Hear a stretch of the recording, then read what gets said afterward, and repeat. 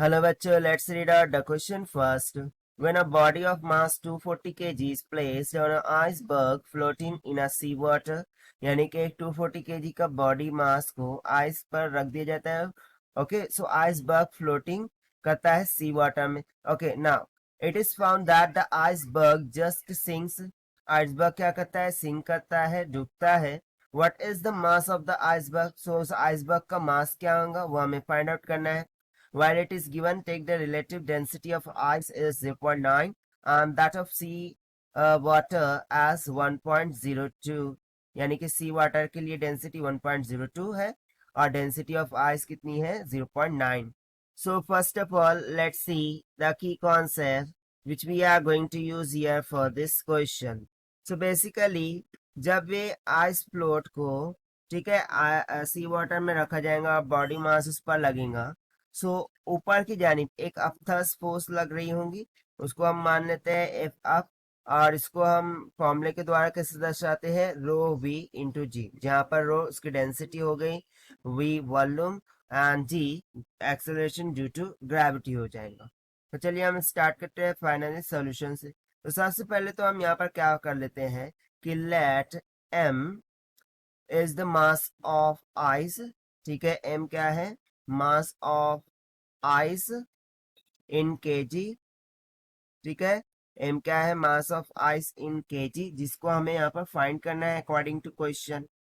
ठीक है ना. इस आइस का कुछ ना कुछ तो वॉल्यूम होगा जो कि किसके इक्वल होगा? v is equal to the mass divided by density of ice.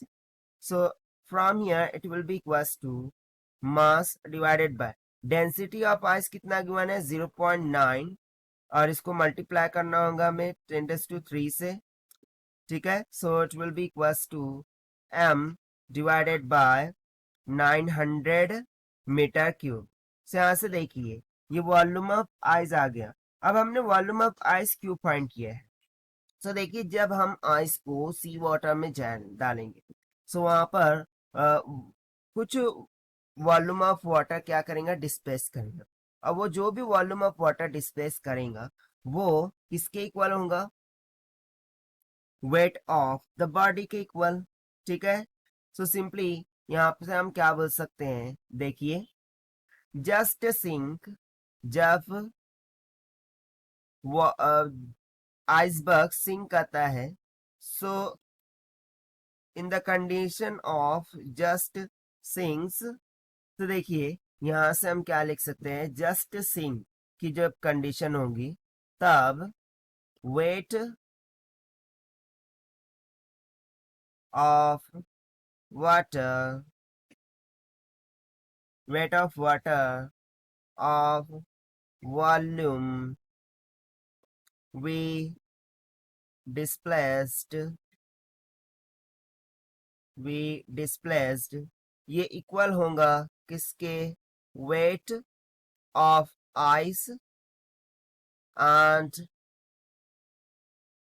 Weight of body placed on the iceberg के. ठीक है, यानी कि जितना भी वॉल्यूम ऑफ वाटर डिस्प्लेस होगा वो किसके इक्वल होगा? जो आइसबर्ग है वो उसके वेट के, एंड उस पर जो रखा गया मास है उसके वेट के. इन दोनों का एडिशन के वेट के बराबर का वॉल्यूम ऑफ वाटर क्या हो रहा है?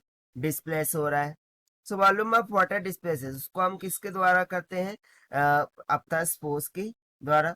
तो सिंपली यहां से हम क्या बोल सकते हैं? Rho V g, this will be equals to, ये क्या हो जाएगा? Density of water. Now see density of water कितना है? 1.02. मल्टीप्लाई करना होगा 10⁻³ से, मल्टीप्लाई बाय वॉल्यूम डिस्प्लेसेस हमने अभी फाइंड किया था, m divided by 900 multiply by value of g, वो कितना होगा? यहाँ पर हम कंसिडर कर लेते हैं 9.8 मीटर पर सेकंड स्क्वायर की. तो बेसिकली ये इतना वॉल्यूम क्या हो रहा है? डिस्प्लेस हो रहा है. और ये किसके इक्वल होने वाला है?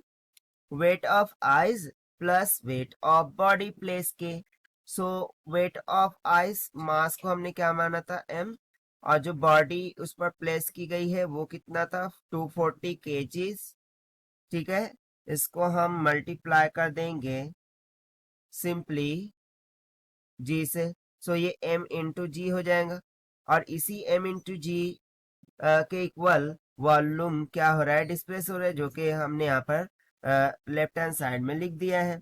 सो यहाँ से यदि मैं सिंप्लीफाई करूँ, सो देखिए जी की वैल्यू भी 9.8 ही होंगी। सो ये दोनों तो यहाँ से कैंसल आउट हो गए।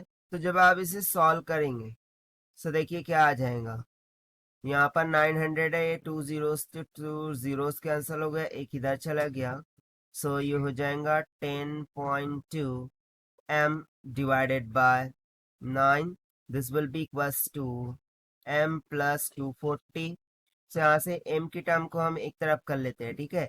सो ये कितना हो जाएगा, 10.2 by 9 times of m minus of m, this is equals to 240। तो जब आप इसे सॉल्व करते हैं, सो m की वैल्यू आ जाएंगी 1800 kg के इक्वल, यानी कि जो आइसबर्ग है उसका मास हमें कितना मिल गया, 1800 kg के। और यही हमसे पूछा गया था, and this we have found by using the concept of floating principle, you can say, and the upward force acting onto the body. So this is the required solution. I hope you understood well. Best of luck. Thank you.